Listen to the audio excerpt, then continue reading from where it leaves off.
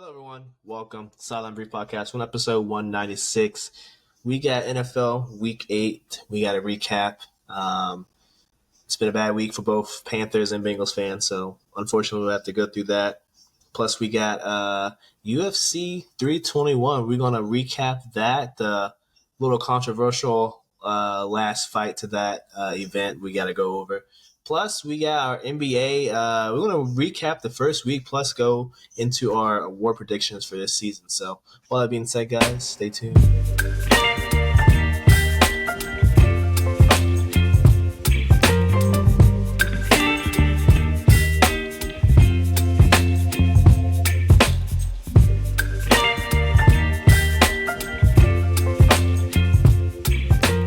We're back. Let's get into this NFL Week 8. We have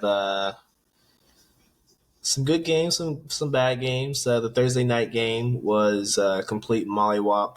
Chargers steamrolled the Vikings. And out of that came Carson Wentz. I believe he got injured.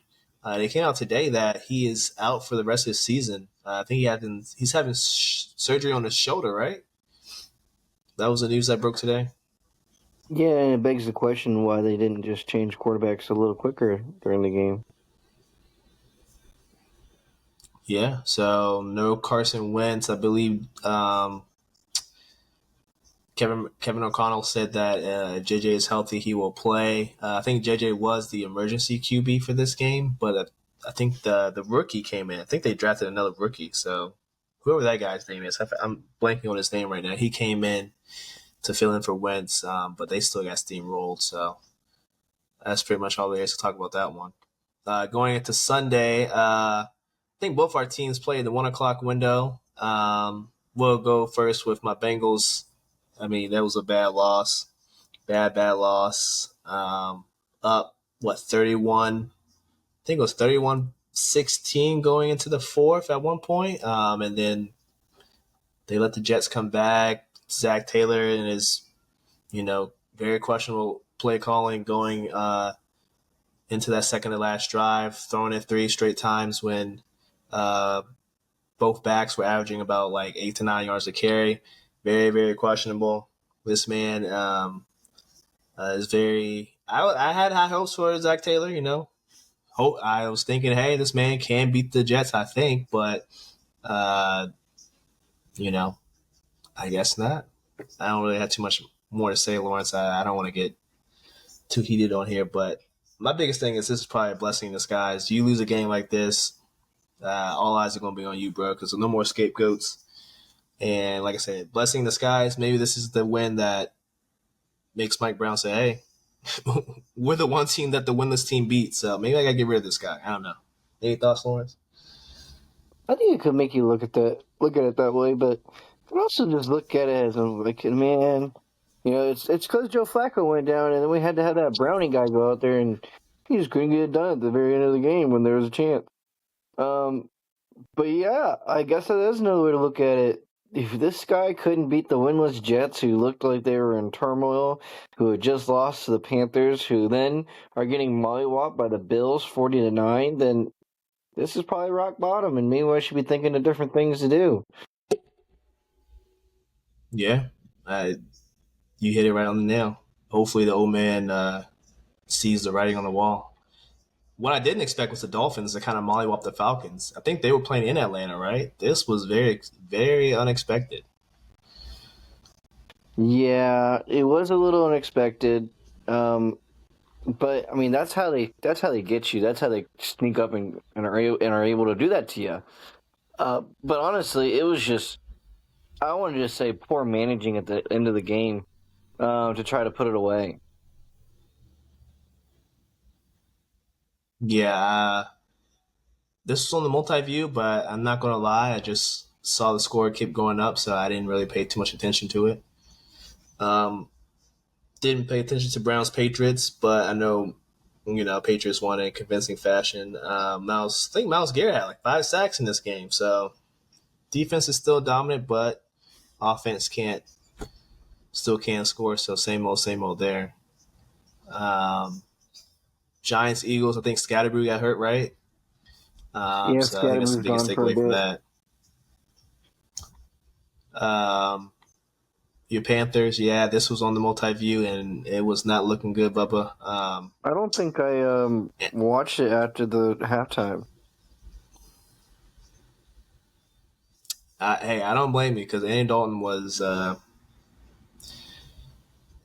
it was something to watch. This man looked like he was seeing ghosts. I don't, you know, that's my old quarterback, but thank God he's not. Thank God we got rid of him because he's terrible. He's good and terrible.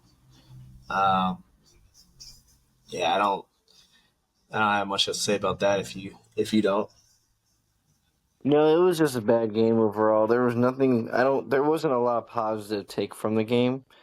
Um, it was probably one of the lowest of lows as a Panthers fan. mm-hmm. I mean, I understand that. yeah, you had that idea of like, we can win these games at home when we got a chance. And then you just get pounded straight from the get go of the game, and you kind of I don't know, you just kind of stop watching, and then I don't know, as a fan of football in general, just as overall, I don't think these losses are all that tough because, well, one, I don't even watch the game. I just move on and go somewhere else. Mm, fair enough. I was disappointed in the Bears. I thought the Bears would put up a fight against the Ravens. I know the Ravens got some of their defensive starters back, but uh, the Bears laid an egg on this one. I think the Bears could have easily. I mean, I don't know what the game plan was, but I'm not gonna say they easily should have came away with this one, but they should put up a better fight against the Ravens. And then the Texans 49ers, I feel like that one just came down to the 49ers just missing too many starters. It felt like they were just getting, um, you know, out talented in this one. You're basically playing with your third and fourth stringers against the Texans. I think the Texans can still beat you. So I think that was what that came down to. And the defense is still Texans defense is still pretty stout. So I'm not too shocked in that scenario in that game right there. Um, I mean, so I guess one game I'd want to talk to you about is, you were giving a lot of grief to the Ravens, and the Bears, and then they had to go against the Bears. And I think the Mm-hmm. Bears, because you were telling us how awful the Ravens were, regardless. And Lamar apparently was supposed to play. That's why the line was where it was most of the week. And then they had a Mm-hmm. out of left field audible to Tyler Huntley, and then still were able to come out on top of this game.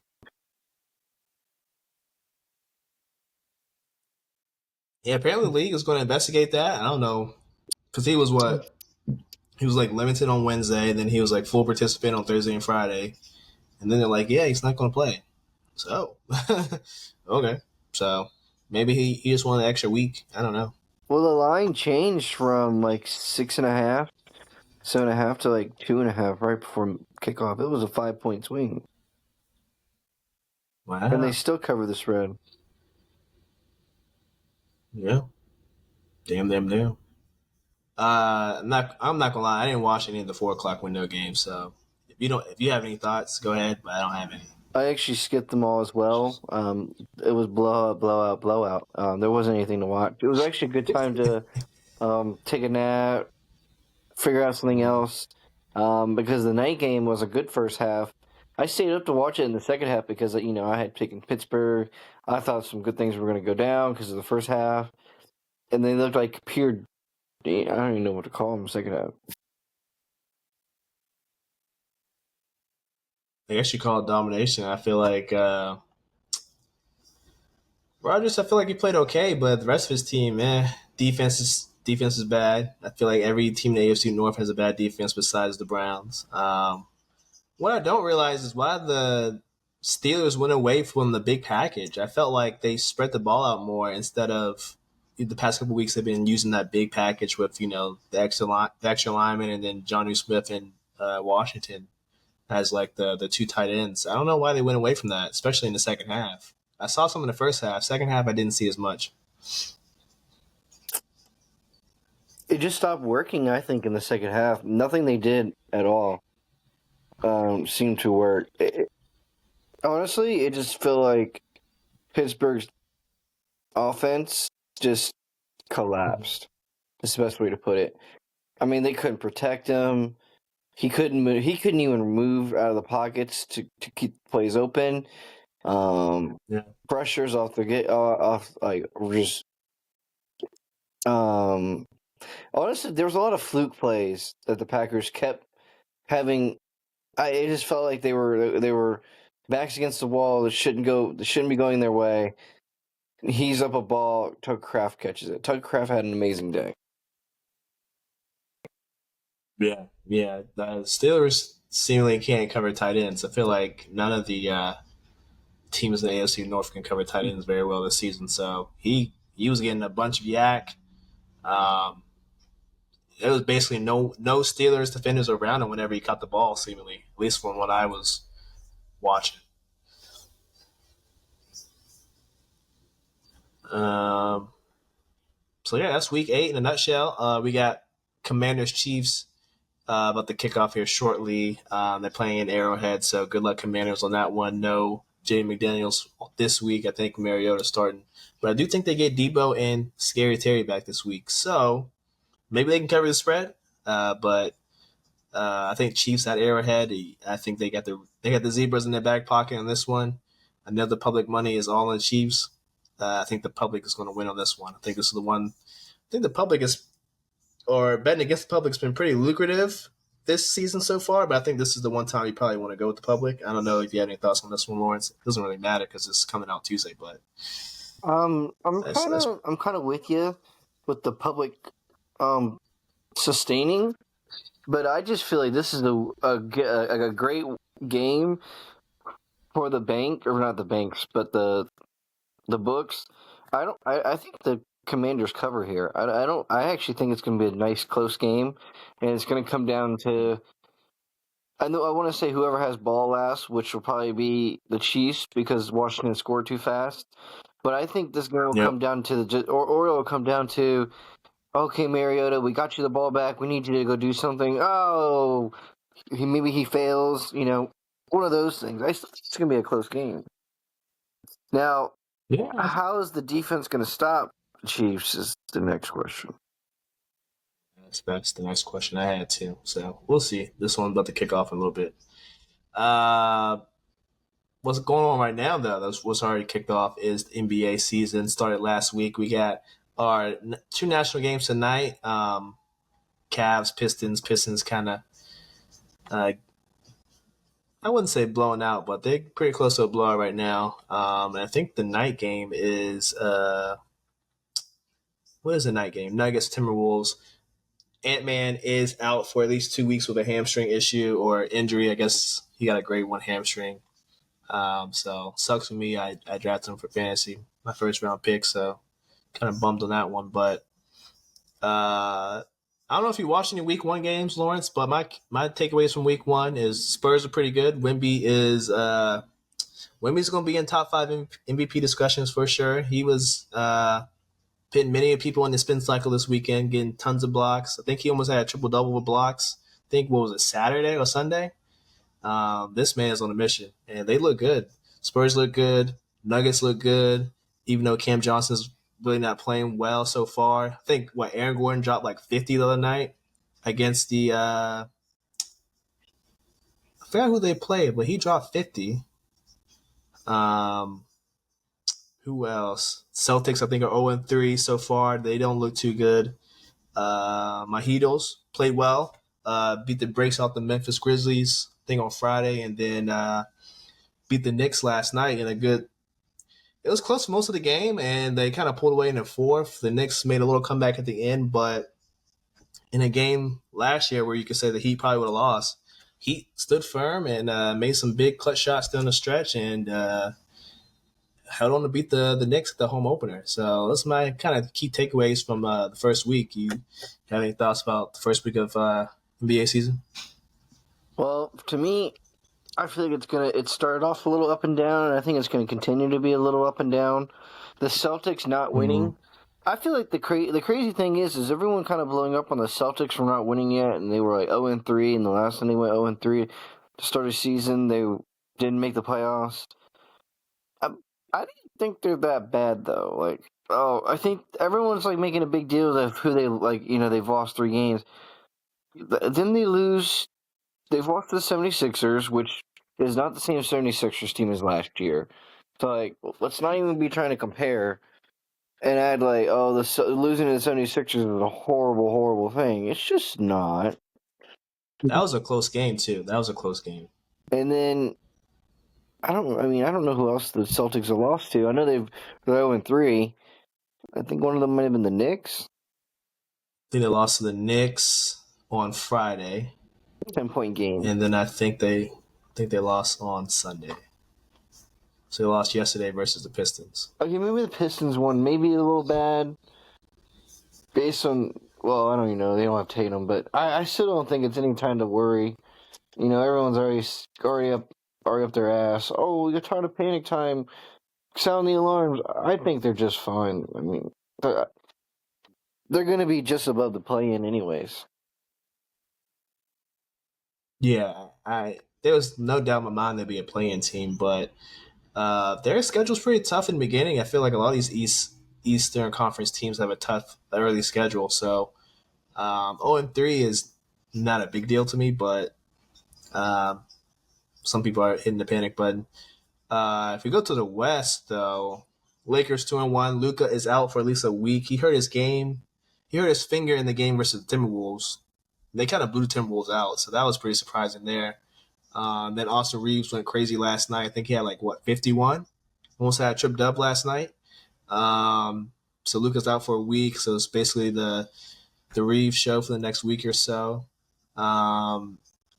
Lakers look better after their first game, but I still don't think they have enough. The Warriors, they look good. They have two good wins. Thunder had what, the first team to or first, what was it, first team ever to have back-to-back double OT games and win. Very impressive there. They still don't have J Dub, so that's also very, very impressive. Other than that, I would probably have to say the Mavs, 1-2. I would have hit the panic button if they started 0-3, but they got a dub last night. But I will say, we talked about this the other day, starting Cooper Flag at the point guard is not the move. Yeah, it looks a little Not the funky. move. Yeah, the offense doesn't have any flow to it. I'd much rather have D'Angelo running the point for a little bit. Flag needs to play off the ball. Especially during his development at the beginning, he does. Yep, 100%. So let's get into the war predictions. First up, we got MVP. Who do you have? Who do you predict is going to win MVP this season?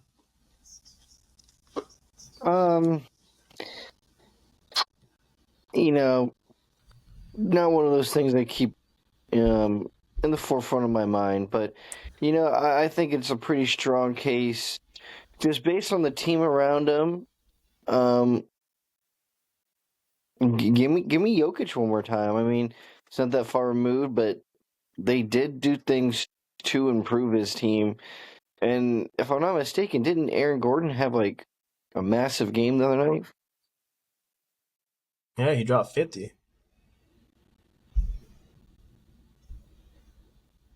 I think it was the first game he dropped 50. Yeah. So you got Jokic as your MVP? Yeah, I don't dabble in the basketball too much, but I mean, who are we talking here? We got Embiid, Jokic, SGA. Who else could be in the category start of season?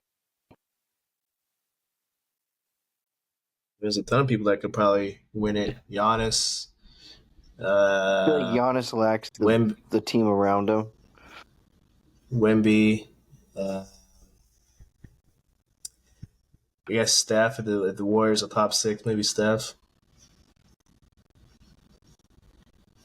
All depends, really. I got, if I had to pick today, I would probably, I'm thinking SGA is going to win it. I think, especially if they start strong without J Dub, which they have. If he keeps this up, I don't know when J Dub is going to come back, but if he keeps it up, I don't see how you don't give it back to SGA. I think the team is very, very good, but if they just dominate the West again, then I don't see how you don't give it to them. Because I feel like Jokic will have a good a good case, but I don't I don't think the Nuggets are going to dominate like the Thunder can dominate this season. Like the Thunder could probably win 70 games. I don't think the Nuggets can. I think the Nuggets will probably at their best win maybe 60, 61. But the Thunder can easily win 70 if they wanted to. But that's not pre. If I had to go preseason pick, I would go SGA. Uh, let's do six man. Who do you think is going to win six man?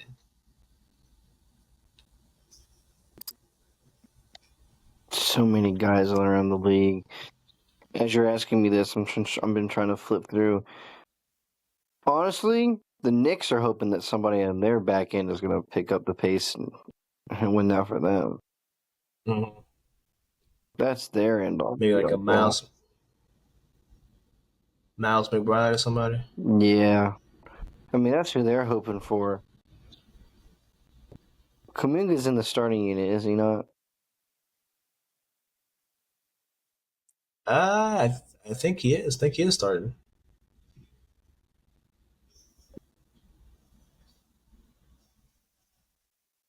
I can double check here. Yeah, because my knowledge on the NBA is just a little lacking. Just trying to find guys that I know are not starting to even put in these categories. Yeah, if I had to pick, I would probably go. I don't think Malik Monk is starting. So if I had to go, I'd probably go Malik Monk. Even though I do feel like he's going to get moved at some point. So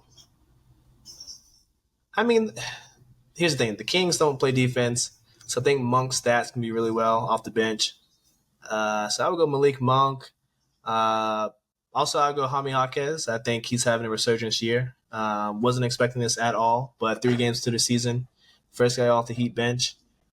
He's looked pretty good. So I think he has a strong case as well. So I would probably go those two guys. John Collins could have a strong case, or he could be more of a comeback. That's not a comeback. That'd be, or would he be most improved?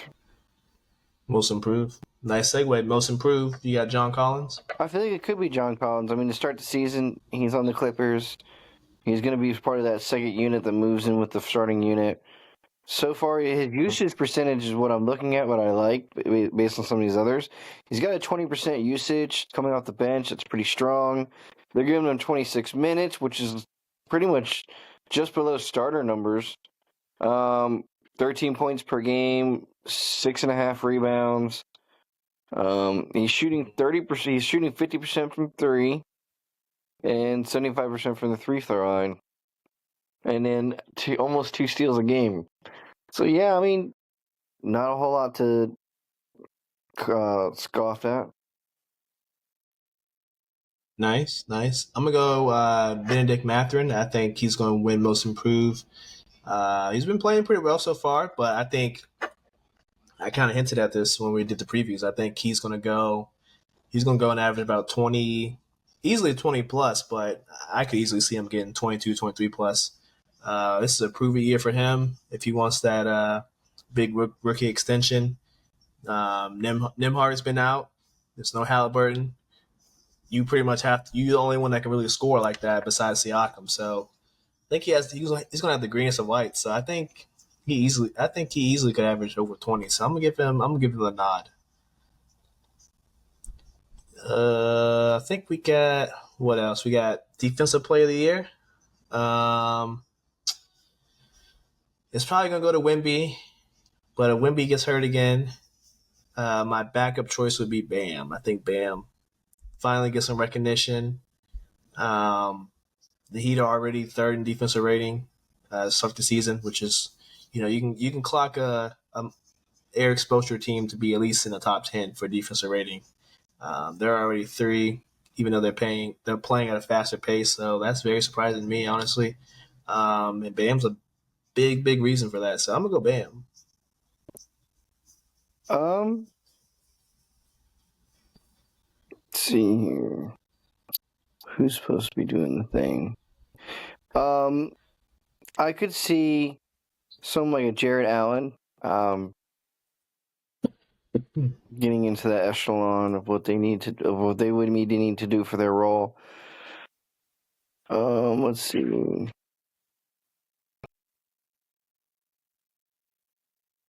Yeah, Jared Allen, Triple J, Wemby. Uh, I guess Mobley, You got the Jaren. last year's defensive player of the year. You also got Jaren Jackson. Yep, Triple J. Yeah. Who else is a good defender? Claxton, Giannis is a little slept on. Giannis. Yeah, he's won it before. Giannis could do it. He's gonna be able. He's gonna be doing everything this year. So I could definitely see Giannis. Yeah, I feel that Um, there's a lot of stalwarts for this position. I think a sleeper, and I think it might be a good segue for you, but Edgecombe, the guy from 76ers, I feel like he's going to be yeah. dominant, and that might relay into some defensive stats since he ain't going to be a scoring freak to start at least at the beginning of his tenure there. Well, he dropped 30 something in the opener. So Yeah, but he's got a little offensive you wait until Embiid really wants firepower. to, become a focal point. This is true. Yeah, he definitely has some consideration. I think last week I was rookie of the year, so I think Edgecombe uh, probably has something to say about being in that conversation. But ultimately, I think it's going to go to Flag. I don't see how it doesn't go to Flag. He's the best rookie this year, unless he doesn't play enough games to qualify. I don't see how anyone takes it from him. To be honest with you, I think the Edgecombe could have a good enough couple games. I feel like my thing with Flag is he's got the target on his head going in every single game. And this is honestly, true. he This is just true. has not produced, off the rip like they just kept flaunting that he would. It's got me a little rubbed the wrong way.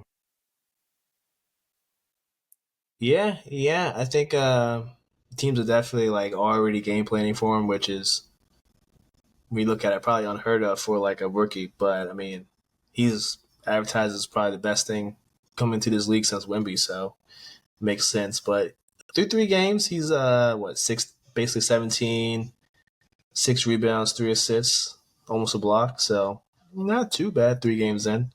Uh, guess last but not least, we got Coach of the Year. Um, this is tough. Coach of the Year. I feel like Mike Brown. I feel like if the Knicks can secure the number 1 seed handily, because it's basically going to be them and the Cavs as the 2 best team in the East.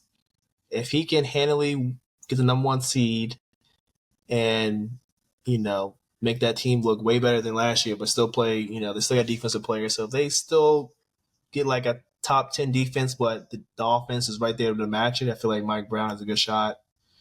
Um, Also, the coach for the Spurs, I feel like if they get into the playoffs, I feel like he has a good chance. Um, I guess the Nuggets coach, the new guy, it's not Mike Malone. They fired him, but the new guy, I forgot his name, but I feel like if the Nuggets are like top 2, top 3, and their record is competitive with the Thunder, I feel like he has a shot too. As like a first year coach, I feel like they might give him the nod. Got any predictions? I'm just scrolling through here real quick and looking at everything. Um, I was gonna say maybe Alou if the Clippers make some noise this season. No. I don't think the Clippers are gonna be horrible. I think the Clippers actually have a lot of promise. So I think Ty Lue easily could get it. I think the 76ers, if they have a resurgence, which they should, if everyone stays healthy, their head coach will definitely be in the running just from the name brand alone. Like you said, the Nick Spurs Nurse, yeah, coach, Nick Nurse, good coach, but if they're able to, put together a playoff team, I think he'll get a nod. Um, Kerr, I feel like the Warriors will be up there towards the end of the season. I think he'll just naturally get one. Yeah, this is Kerr's last year of his contract too, so there's a little uncertainty there if he's gonna continue to be in Golden State or leave town. I don't know. All right, that wraps up our award predictions. We'll get into some more NBA maybe later this week. But we got the UFC 321 controversial main event. Ended in a no contest, right? Basically, I think the fight stopped after. Didn't Aspinall get like poked in his eye several times? That's basically what it came down to. Well, he got poked in both eyes, but you could tell Mm-hmm. like the guy flexed his fingers into his eye, so he really did go in and poke legitimately. I mean, it looked pretty gruesome. Ooh. I mean, yeah, it was So very disappointing as the main event to have all the lead up and everything go to that, just for it to end that way. Honestly, crazy that they were booing him for taking the no contest instead of continuing the fight. Because I mean, honestly, that happened not too long ago, or not like pretty much the week before with Kevin Holland when he got kicked in the nuts and then he couldn't barely fight anymore because he got kicked in the yeah, nuts so I good, remember that and they booed him, and several times, and yeah, he lost a fight because of that. yeah, Probably lost his ranking too, right? I don't think he's ranked anymore. yeah. I don't know. So It just, I mean, is this going to be a rematch or how do they move on from this one? I suppose it's probably going to be a rematch. I don't know what else they could do with it.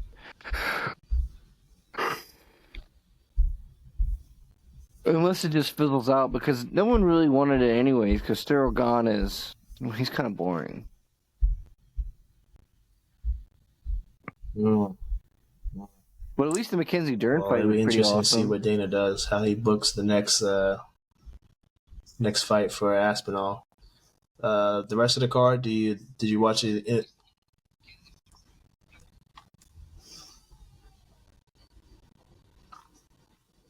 She won by decision. Yeah, she won by decision. I mean, she had more strikes. So the one girl, the Brazilian, just kept trying to take her to the ground, which she was very consistent at, but then she wouldn't do anything against her when she had her on the ground. She would literally the Dern would literally be on the bottom and just hitting her with blows on palm blows. Honestly, it was an overall just absolutely good fight. The Bautista fight was pretty decent. Honestly, could have been a little better. Um, just a lot of grappling. Volkov just nasty clock, knocked him out. Oh, Rakic, same thing. Clocked him, knocked him out clean. Or sorry, Asmont knocked him out clean. After that, I didn't really watch much of the prelims. Yeah, I watched the prelims. I honestly don't remember the fights though. I watched them. I swear, I just don't remember the fights. But uh, there was one where this guy did the spinning backhand and knocked the hell out of this one guy. I forgot what fight that was, but he knocked the hell out of him. I think it was actually this one. Oh yeah, he did the little kick to the back of his head, made him immediately knocked him out. KO. That was crazy. That was actually a very good knockout by kick. Um, that's my 2 cents. But other than that, I think that's all we got for today's episode. Unless you got anything else. Well, I guess I would put you in a corner. At this point in the season, what do you want to see the Bengals do? Do you want Uh, a complete tank job and fire a coach? What is our so as both of us, what is our goals here for the season? I would say I think the teams are calling right. You heard the report, Shefty, Rappaport, all putting out there that Bengals have gotten calls about Trey. I feel like, to me, the season's over. If you went to week 9, 4-4, with still 2 games versus the Ravens, right? You still got to play the Bills. You still got to play the Steelers one more time, and the Patriots. You could only lose 3 of those games, right? So now that you're 3-5, realistically, you can only lose 2 more games. They got more than 2 more losses on their schedule. So I feel like the season's over. I feel like they should just go ahead and sell shop. Teams want Trey, even though he's hurt. Go ahead and take the calls for him. Whoever's the highest bidder takes him, right? And see if we can move Logan Wilson. I think the Cowboys called about him. And I think you keep your core offensive guys. I feel like that's not the problem. It's your defensive guys. So if teams want people on your defense, give them away. And then you tank. Zach Taylor's not going to get fired during the season. So let him come up with any type of little magic he can to kind of salvage the season. But ultimately, I think he's gone. So the best bet would be, you're right, tank, get a top 10 pick, and then just draft whoever falls to you in the top 10. But that's what I would want. What do you think they should do? And then I pose the question to you: what should the Panthers do at 4-4? And your division is pretty weak too, so there's a lot of leeway you guys can do as well.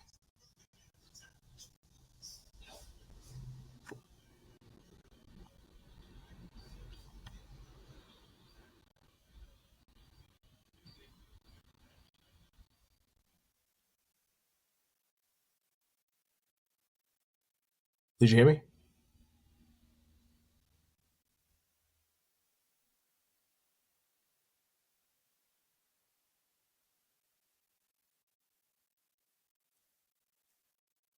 I think we lost Lawrence right there, but oh, he's back. I'm back. My bad. I heard most of your situation for the Bengals. Mm. Your situational football that you've been, I wouldn't say put into purgatory with, but More or less. More or less. On the flip side, as a Panthers fan, honestly, I want to see them making moves at the trade deadline. I want to see. I wouldn't even say like another pass catcher. I want to see like a pass rusher. I think that we need someone who can change the game so that we can efficiently stop the run without having to sell out to stop the pass. We'll just say on a consistent basis. We need like a Trey Hendrickson. And honestly, like, us picking him up isn't even a horrible thing. Like, even if he's injured and this isn't his year to shine, that's okay. We need something. We got to be thinking about the future because we're late season playoffs. Because at the end of the day, we're in a bum division, and honestly, right now the NFC is looking real weak and vulnerable.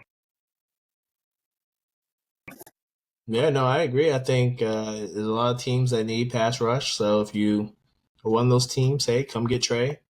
What the price is, I don't know, because you still do have to pay him going into next year. So I don't think they're gonna get a first rounder. But can they get a second? Yeah, I think if multiple teams call, then someone's gonna offer a second. So I think that's probably where the asking price is going to be. Because 2 teams are already calling, so when the deadline comes closer, there's going to be more than 2 teams calling. So he's probably going to the highest bidder. You would hope so. You would hope so. This front office is they're different. Let's just say that. Well, that's all I got, Lawrence. Episode 160. Well, no, not 160. 196. We'll talk to you guys later this week. Peace.